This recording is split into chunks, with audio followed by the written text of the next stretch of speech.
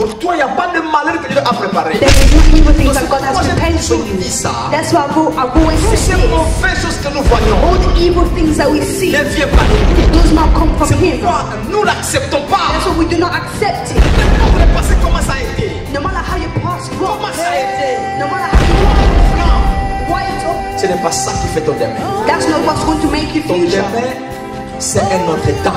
Your future is another time. Shalom bien-aimés dans les Seigneurs, nous vous saluons partout que vous êtes. Là où vous nous suivez, un grand merci pour être là parce que nous sommes ensemble tentés de partager la bonne nouvelle de l'abondance et la grâce. Aujourd'hui, nous sommes là encore avec un thème qui va beaucoup nous édifier parce que c'est vraiment fondamental afin que nous puissions le comprendre. Nous allons partager si la balance de l'esprit, l'âme et le corps. Ça, c'est vraiment très capital pour vous et moi, afin que nous ayons la connaissance de cette révélation qui va beaucoup nous aider à vivre la vie que Dieu nous a donnée ici sur la terre. Écoutez, lorsque nous parlons de l'esprit, l'âme et le corps, pourquoi? Parce que nous devons comprendre une chose. Lui-même, Dieu est esprit. Dieu n'a pas un corps physique. Dieu est esprit, c'est-à-dire il a enfanté des enfants. Alors nous devons comprendre comment Dieu nous a enfantés et comment nous fonctionnons. Ça c'est très capital. Allons premièrement dans 1 Thessaloniciens chapitre 5 verset 23. 1 Thessaloniciens chapitre 5 le verset 23.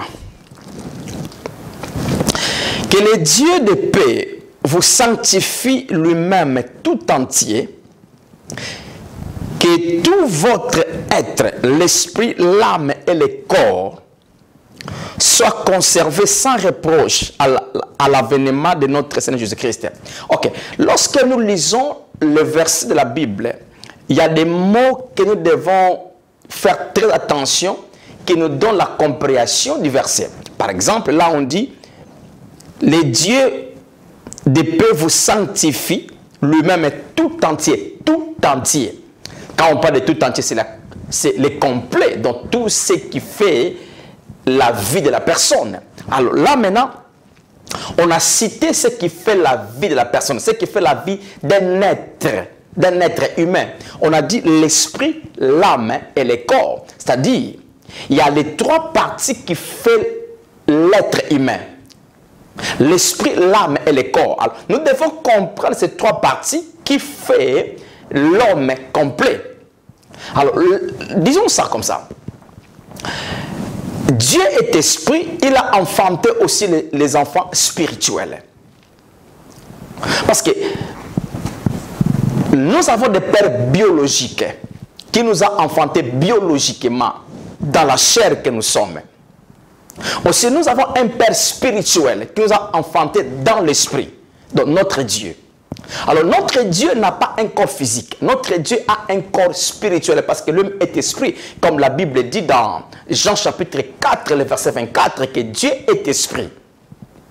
Donc, c'est là où nous comprenons que nous aussi, étant que les enfants de Dieu, parce que nous sommes enfantés par Dieu, nous sommes esprits comme Dieu est esprit. Mais disons ça comme ça. Moi, je suis un esprit, j'ai une âme et j'habite dans le corps physique. Mais où est mon esprit? Mon esprit, on ne le voit pas. Où est mon âme? Mon âme aussi, on ne la voit pas. Où est mon corps? Mon corps est visible.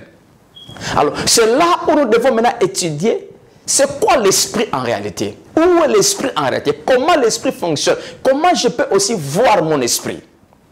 Mon âme, comment je peux la voir? Comment je peux la toucher? Parce que le corps, c'est facile, Le corps, nous le touchons facilement, nous le voyons facilement. Alors, comprenons que l'homme a seulement les trois parties. L'esprit, l'âme et le corps. C'est ce qui fait l'être tout entier. La question peut venir, mais frère Charles, on parle aussi du cœur. La Bible parle du cœur. Dieu habite dans nos cœurs, nous croyons du cœur. Pour vous dire ceci, le cœur n'est pas cité ici dans ce qui fait l'être tout entier. Le cœur n'est pas cité. Mais le cœur si on aura le temps un jour, on va l'expliquer. Le cœur, dans la Bible, peut signifier l'un de ces parties, les trois parties. Donc, nous enlevons le corps. Le cœur peut être l'esprit dans la Bible, le cœur peut être l'âme, et le cœur peut être l'esprit et l'âme ensemble. Cela dépend du contexte que vous êtes en train de lire ou d'étudier. Parce que là, lorsqu'on utilise le mot cœur, par exemple, lorsque la Bible dit que c'est de l'abondance du cœur que la bouche parle, le cœur là qu'on parle là, ce n'est pas l'esprit, c'est l'âme. Parce que l'âme, c'est là où provient tout ce que nous faisons extérieurement. Donc, nous comprenons que le mot cœur, c'est un mot que la Bible utilise comme un mot métaphorique, un mot symbolique, qui peut signifier l'esprit, qui peut signifier l'âme, ou bien qui peut signifier l'esprit et l'âme ensemble. Yeah. Alors, lorsque nous parlons de l'esprit, l'âme et le corps, ça c'est un point que vous et moi, nous devons être très clairs dans la compréhension. Parce que l'esprit, on ne le voit pas. L'esprit, on ne le touche pas. Comme Dieu, on ne le voit pas physiquement comme ça. On ne peut pas toucher Dieu physiquement. L'esprit touche l'esprit. L'esprit voit l'esprit. Or, comme Dieu nous a enfantés, c'est-à-dire que vous et moi, étant qu'enfants de Dieu, nous sommes aussi esprits. Nous n'avons pas l'esprit, mais nous sommes esprits. Comme je l'ai déjà dit, je suis esprit. Vous êtes esprit étant qu'enfant de Dieu. Vous avez une âme et vous habitez dans le corps. C'est la même chose avec les païens. Les païens aussi sont esprits. Ils ont une âme, ils habitent dans le corps. Yeah? Alors l'esprit, c'est la partie invisible de l'homme. C'est la partie aussi intouchable physiquement de l'homme. Alors, notre esprit, c'est là où Dieu habite. Parce que Dieu, étant qu'esprit, ne peut pas habiter dans les choses physiques, dans les corps physiques. Comme la Bible dit dans Actes des Apôtres, que Dieu n'habite pas aux choses matérielles, aux choses faites de mains d'hommes. Donc, Dieu habite dans mon esprit. Alors, mon esprit, c'est la partie qui est née de nouveau. Pas dans mon corps, pas mon âme. Mon esprit, c'est la partie où le Saint-Esprit habite. Donc, je ne peux pas voir l'esprit de la personne. Je ne peux pas toucher aussi l'esprit de la personne. Mais l'âme, on ne le voit pas aussi. On ne voit pas l'âme, on ne touche pas aussi l'âme physiquement. Mais l'âme, c'est la partie centrale entre l'esprit et le corps. Et l'âme, c'est la partie là où nous avons nos émotions, nous avons la pensée, nous avons la mentalité, nous avons la conscience, les subconsciences, la volonté, c'est la partie âme. L'âme, c'est la partie vraiment totale là où nous réfléchissons, là où nous pensons. L'âme, c'est la partie qu'on appelle la personnalité. Donc, lorsqu'on parle de la personnalité, c'est la façon que tu te comportes, la façon que tu parles, c'est ça qui fait toi. Donc, c'est quoi? C'est la partie de l'âme. Donc, mais l'âme, on ne la voit pas. Mais l'âme, on peut la voir. L'âme, on ne la touche pas, mais l'âme, on peut la toucher. Donc, comment je veux dire ça? Parce que l'âme, c'est la partie qui communique au corps physique. Lorsque je vous parle, je parle par ma bouche que je parle, les paroles partent de tes oreilles et ça pénètre dans ton âme. Je peux te dire, oh, tu es heureux, tu es béni, tu es fort. Ce sont des paroles qui vont te faire de la joie. Et vous allez voir que extérieurement, tu es en train de rire par rapport à ce que je te dis. Donc, le rire là ne vient pas du corps, vient de ton âme. Donc maintenant, j'ai touché ton âme. J'ai touché ton âme par la parole. C'est la même chose quand quelqu'un te parle de paroles blessantes et tu es devenu triste. Tu diras à la personne, ah, tu m'as blessé. La personne n'a pas utilisé quelque chose physique pour te blesser, mais par les paroles. Donc, il a touché ton âme par les paroles. Donc, quand tu es dans la joie, je vois ton âme. Tu vois comment on voit l'âme, comment on touche l'âme. C'est par la parole. C'est par ce que nous manifestons extérieurement. Quand tu es aussi dans la tristesse, donc je vois ton âme, car ton âme est triste. Parce que tout ce que nous manifestons extérieurement vient de notre âme. Donc, vous comprenez un peu l'âme. L'âme, comme je viens de dire, c'est la partie centrale entre l'esprit et le corps. C'est la partie de nos émotions, de nos sentiments. C'est la partie de notre volonté, c'est la partie de la pensée. C'est la partie là où nous reflétons extérieurement. Tandis que le corps, c'est ce que nous voyons. Le corps, c'est facile. Le corps, c'est ce que nous voyons. Le corps, on le touche. Le corps, on le voit physiquement. Alors, maintenant, beaucoup de versets de la Bible, nous devons les comprendre par rapport à cette révélation de l'esprit, l'âme et le corps. Parce que si on n'a pas cette révélation, c'est là où beaucoup de gens n'arrivent pas à accepter certaines choses de la Bible. Par exemple, quand la Bible dit, si quelqu'un est en Christ, il est une nouvelle créature. Les choses anciennes sont passées, voici, toutes choses sont devenues nouvelles. Quand vous lisez ce type de verset, directement, lorsque nous réfléchissons profondément, nous allons arriver à comprendre que ce verset-là ne parle pas du corps. Parce que depuis que je suis devenu enfant de Dieu, dans mon corps, je n'ai pas changé. J'ai la même couleur de la peau, la même taille.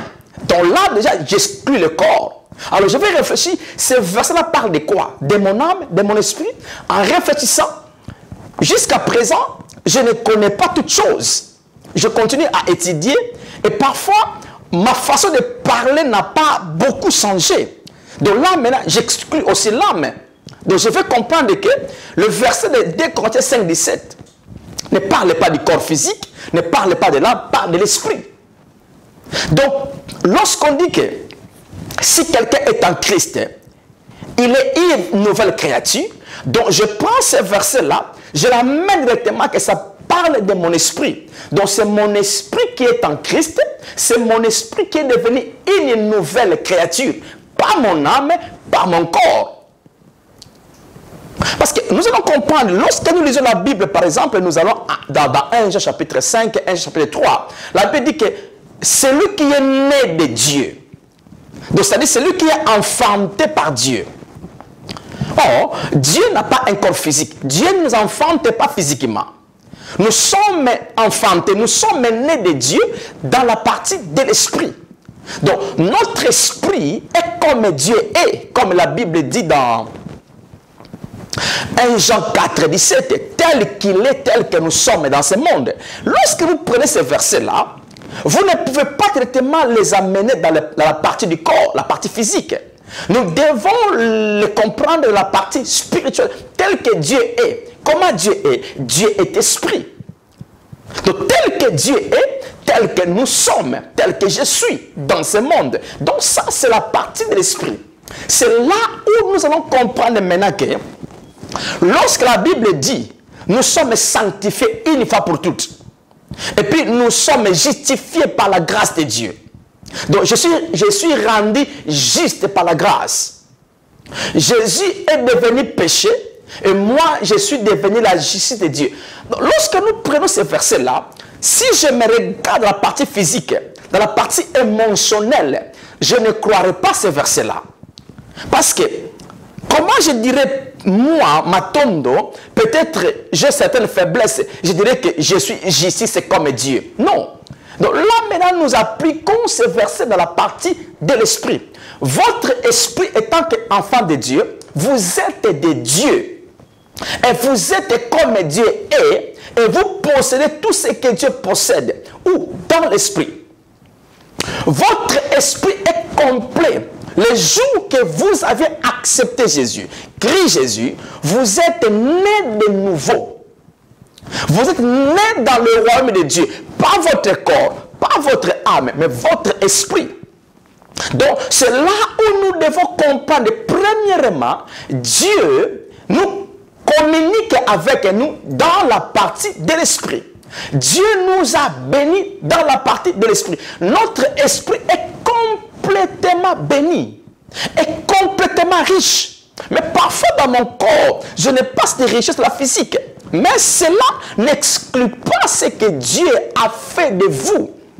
Vous êtes complet, vous êtes béni, vous êtes prospère dans votre esprit. Donc, cela, nous comprenons que mon esprit, étant qu'enfant de Dieu, ne manque de rien et puis mon esprit a été justifié, mon esprit a été purifié, mon esprit a été pardonné, mon esprit a été délivré, mon esprit a été libéré complètement. Et dans mon esprit, c'est là où Dieu habite. C'est là où le Saint-Esprit habite, dans mon esprit. Parce que c'est là où beaucoup de gens font les erreurs, parce qu'ils ne voient rien physiquement, ils ne voient aucune sensation. La partie émotionnelle n'a pas des émotions pour lui dire que Dieu est là. C'est là où les gens ne croient pas que Dieu est présent. Mais là, comment ils vont faire ça? Ils vont commencer à demander à Dieu de faire ce que Dieu a déjà fait. Dieu est déjà en nous, il est déjà venu en nous, dans mon esprit. Mais comme je ne vois rien comme quelque chose de sentimental, je vais maintenant demander, oh Dieu vient, Dieu descend. Pourquoi? Parce que nous voulons voir les choses de Dieu premièrement dans le corps. Or, Dieu nous a premièrement enfantés dans l'esprit. Nous sommes dans l'esprit de Dieu et nous sommes esprit. Ok, je crois que je me fais comprendre. Par exemple, laisse-moi expliquer ça avant que je continue. Mais d'où est venu l'âme et d'où est venu l'esprit et d'où est venu le corps? Nous le connaissons. Premièrement, l'esprit de l'homme est venu de Dieu lui-même. Comme Dieu est esprit, Dieu a donné dans l'homme, dans la partie chair, la partie de l'esprit. Souvenez-vous, Dieu a dit créer l'homme à notre image. Dans Genèse 1, 26, il a dit, faisons l'homme à notre image, selon notre ressemblance, qu'il domine sur tout. Ça, c'est le pouvoir, l'autorité que Dieu nous a donné à la création. Quand il a dit, faisons l'homme à notre image, quelle est l'image de Dieu? Physique. Non, Dieu n'a pas l'image physique, Dieu n'a pas un corps physique. Aussi, Dieu n'a pas des émotions négatives. Donc, quand Dieu a dit, faisons l'homme à notre image, Dieu s'est adressé à la partie de l'esprit comme la nature de Dieu est esprit. C'est là où Dieu avait créé l'homme selon l'image de Dieu. Donc, dans l'esprit de l'homme, l'homme est complet. Je vais lire un verset après. L'homme est complet comme Dieu est. Et l'homme a tous les caractères et caractéristiques de Dieu. Dans la partie non du corps, mais dans la partie de l'esprit. Yeah. Alors, lorsque Dieu a créé l'homme selon son image et selon sa ressemblance, l'image, ça veut dire la nature. La ressemblance, ça veut dire c'est fonctionner comme Dieu. Donc, l'homme a la nature propre de Dieu et l'homme a été créé pour fonctionner comme Dieu. Comme la pensée de Dieu était de mettre l'homme qu'il a créé esprit dans la partie physique de la création, la partie terre. Or, la partie terre est une partie physique. C'est là où maintenant Dieu s'est mis à préparer aussi la partie physique de l'homme. Mais laisse-moi dire ça. Lorsque Dieu a créé l'homme dans son image, qui est la partie de l'esprit, maintenant, Dieu a préparé maintenant un corps physique. Comment il a fait ça? Nous connaissons. Il a pris la poussière de la terre. Il a formé l'image que nous voyons du corps comme une statue comme ça. Et qu'est-ce que Dieu a fait? Dieu a soufflé. La Bible dit Dieu a soufflé. A soufflé où? A soufflé dans la personne physique qui avait cette forme-là. Si nous analysons, la partie physique ne bougeait pas, ne parlait pas, ne marchait pas. Mais qu'est-ce qui a fait que la partie physique marche et bouge? C'est lorsque Dieu a soufflé. Le verbe souffler, simplement, Dieu a pris l'homme spirituel qu'il avait créé dans son image. Il a maintenant mis cette personne-là dans la partie physique. C'est là où la Bible dit que la personne est devenue une âme vivante. La Bible ne dit pas que la personne est devenue un esprit vivant, mais une âme vivante. Parce que lorsque Dieu a soufflé dans l'homme, Dieu a soufflé l'esprit et l'âme directement. Comprenez bien. Donc l'âme et l'esprit sont venus au même moment dans la partie physique. Donc l'âme et l'esprit, normalement, ce sont deux qui collaborent ensemble. La raison, vous allez voir, je vais arriver. Lorsque l'âme et l'esprit sont en accord, il y a une facilité d'affecter la partie physique. Alors, lorsque Dieu maintenant a soufflé, l'esprit que Dieu avait créé à son image, donc cette personne-là de l'esprit qui est l'image de Dieu, Dieu lui a mis dans la partie physique. Et Dieu aussi a mis l'âme. L'âme, nous avions expliqué ça, la partie de la conscience, la pensée, l'intelligence, et la partie de la volonté, la partie de la subconscience. Cette partie-là, Dieu l'a mis aussi dans l'homme au même moment avec l'esprit. Et là, c'est ça qui a fait que l'homme a commencé à parler. Qu'est-ce qui a fait que l'homme parle? Ce n'est pas l'esprit. C'est l'âme. Parce que tout ce que je vous parle maintenant, ça ne vient pas directement de mon esprit, vient de mon âme. La raison, si vous lisez la Bible dans 1 Corinthiens 13, la Bible dit, nous connaissons en partie, nous prophétisons en partie. Nous continuons à chercher à connaître. Parce que notre âme, normalement, c'est la partie qui est en contact avec la partie physique, qui apprend par rapport au chaque jour. Donc, nous comprenons maintenant que l'homme a commencé à vivre.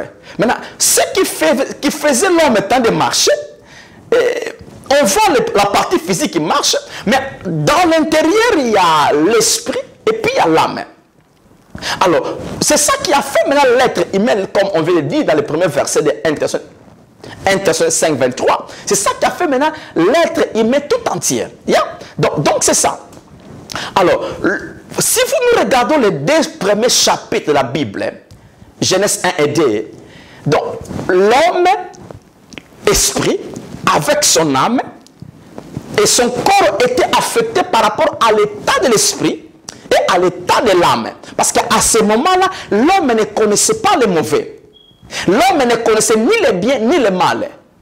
Parce que son âme était une âme fraîche dans l'éducation de Dieu. Parce que l'âme est venue directement de Dieu. L'âme a été éduquée par Dieu. Comme l'esprit est venu de Dieu. C'est là où vous allez voir, Adam n'avait pas la connaissance négative. Adam ne connaissait pas les mauvaises choses. C'est le jour qu'il a mangé l'arbre de la connaissance du bien et du mal. C'est là où maintenant l'esprit de l'homme a été affecté. L'âme de l'homme a été affectée. Si vous lisez la Bible dit dans Genèse chapitre 2, Dieu dira, les jours que vous mangerez ces fruits, vous allez mourir. Vous mourrez. Effectivement, lorsque Adam et Ève ont mangé le fruit, ils sont morts. Mais physiquement, ils ont marché. Ça les a pris 930 ans pour qu'ils meurent physiquement. Donc, c'est-à-dire quoi? C'est-à-dire, pour que le corps soit affecté, ça demande une éducation sur l'âme. Comme l'âme qui est venue de Dieu avait été dans Adam, l'âme qui était dans Adam, c'était une âme qui était éduquée par Dieu. C'est pourquoi, lorsque Adam, mais bien sûr, a péché, mais son âme n'avait pas encore la négativité en elle. Moi, je crois, au moment que Adam avait mangé le fruit, si vous lui demandez la mort, c'est quoi? Il ne sait pas. C'est quoi la maladie? Il ne sait pas. Parce que tout ce que l'âme doit connaître, et elle doit apprendre. Donc, on doit l'apprendre. Elle doit apprendre sur tout ce qu'elle va connaître. La raison, laissez-moi vous dire ça. Ça a pris du temps au diable de rééduquer l'âme de l'homme. C'est pourquoi vous allez voir tous ces gens-là dans l'Ancien Testament vivaient beaucoup des années. La personne comme Adam a vécu 930 ans parce que son âme ne connaissait pas la négativité. Ça lui a pris du temps pour qu'il commence maintenant à apprendre qu'il existe la mort, qu'il existe la maladie, qu'il existe le diable. Il a commencé à apprendre toutes choses lentement et son âme maintenant a été affectée, a commencé maintenant à vivre négativement. Parce que, écoutez ceci, notre corps, c'est un agent qui est facilement manipulé par ce que nous connaissons et ce que nous pensons. Parce que notre âme, c'est celui qui est en connexion avec notre corps. Si j'avais le moyen d'un tableau, l'esprit est là, l'âme au milieu et le corps est là. Qui est en connexion avec le corps? C'est l'âme. l'esprit n'est pas en connexion directe avec le corps. L'esprit, pour qu'il touche le corps, il faut que l'esprit soit en accord avec l'âme. Maintenant, lorsque les deux sont en accord, c'est là où ils vont toucher le corps, ils vont affecter le corps. C'est pourquoi vous allez voir la clé pour affecter le corps, c'est la rééducation de la personne. Donc, c'est la rééducation de l'âme. La raison, lorsqu'une personne est née, un enfant est né, il ne sait pas parler, il ne sait pas qu'est-ce qui se passe dans le monde, il ne sait pas ça. Mais lorsqu'il va commencer à parler, il va apprendre la façon de parler, la façon d'agir, toutes choses que l'enfant va commencer à agir avec. Ces actions, cet enfant-là les a appris. Ce n'est pas qu'il est né directement avec ce type de langage. Il va apprendre des choses. Tout ce que nous faisons, nous l'apprenons. Et ce que nous apprenons, c'est ce qui affecte notre partie physique. C'est pourquoi vous allez comprendre une chose. Notre esprit, lorsque nous avions péché avec Adam dans le jardin d'Éden, notre esprit était mort. Quand on parle de mort, la mort c'est quoi? La mort simplement c'est la séparation.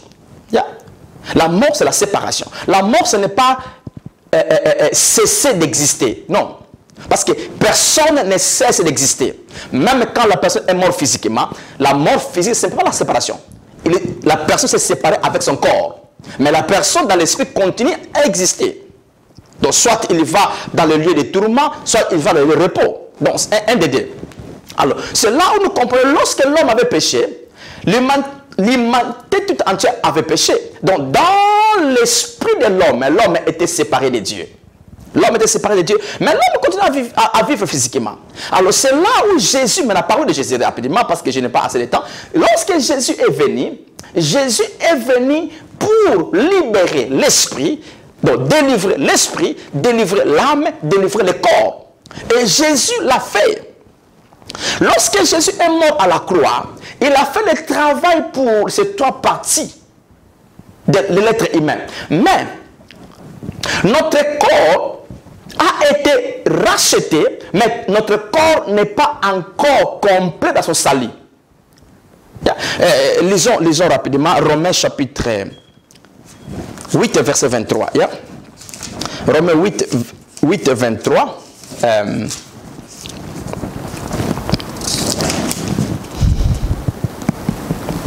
Bien plus que aussi, je vais seulement lire 23.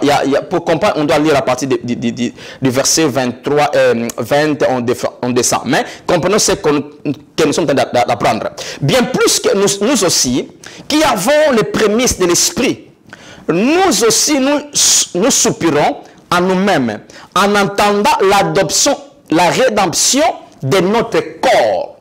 Donc nous attendons l'adoption et la rédemption. Donc, c'est-à-dire quoi? Jésus a payé le prix pour le corps. Mais notre corps n'a pas encore subi son salut complet.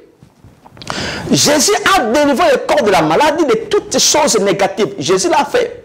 Mais parce que le corps est encore physique, c'est là où sa rédemption n'est pas encore complète.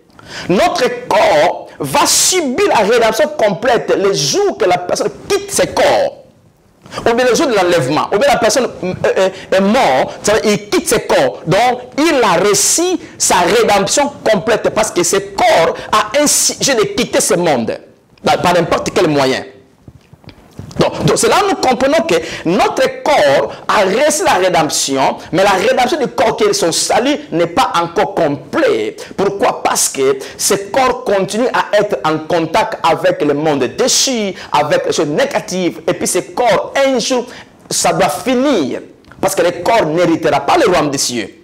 Donc nous comprenons déjà du côté du corps. Mais tandis que l'âme de la personne, l'âme ira ensemble avec son esprit, comme elle est aussi venue ensemble avec l'esprit.